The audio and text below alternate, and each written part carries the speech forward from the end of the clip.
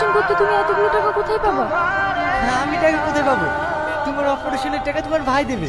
কাল রাতেই তো তোমার ভাইয়ের সঙ্গে কথা হলো। কি?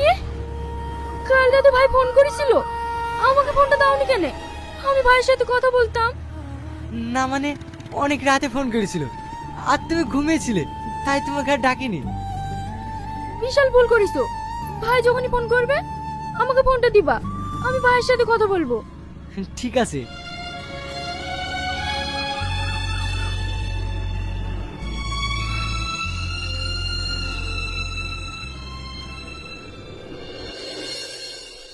আমি আর তোর পেছনে একটা টাকা খরচ করবো না।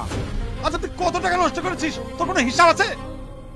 টাকা কি গাছের ফল নাকি যে যখন চাইবি ছেড়ে ছেড়ে দেবো? কিরে চুপ করে আছিস কেন?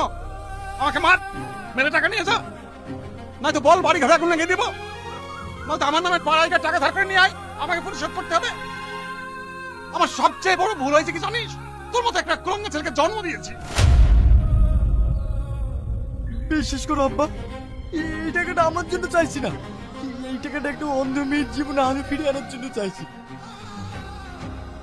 আজকের পর থেকে আমার একটা টাকা চাইবো না, শুধু এই টাকাটা দেন। রাহুল, তোর চোখে পানি? আজ তোকে দেখে আমি সত্যি অবাক হয়ে যাচ্ছি। যে ছেলেটা কোনোদিন কারোর কাছে মাথা নত করেনি, সব সময় মানুষের সাথে খারাপ ব্যবহার করেছে, আর আজ সে একটা অসহায় মেয়ের জন্য এতটা পরিবর্তন। তোকে আমি সারা জীবন গালিগালাজ করেছি, কিন্তু আজ তোকে নিয়ে আমি গর্ব করছি রে। বল, মেয়েটা চিকিৎসা করতে কত টাকা লাগবে? যত টাকা লাগবে সব আমি দেবো। 5 লাখ। 5 লাখ টাকা? আয় আমার সঙ্গে।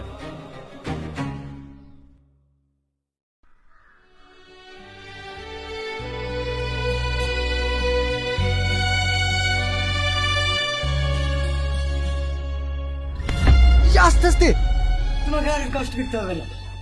সামনের বুধবারে তোমার অপারেশন হবে। সত্যি? টাকার ব্যবস্থা হয়ে গেছে? হ্যাঁ।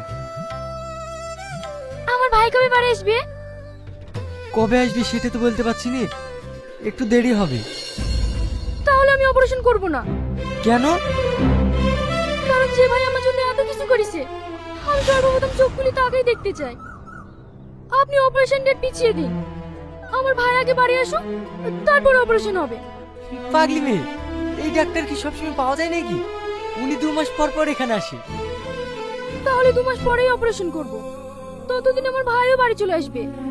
জেদ করো না রূপা, তোমার অপারেশন 5 তারিখে হবে। তুমি চোখ খুলে সর্বপ্রথম তোমার ভাইকে দেখতে পেলে তো হলো। সত্যি? প্রমিস?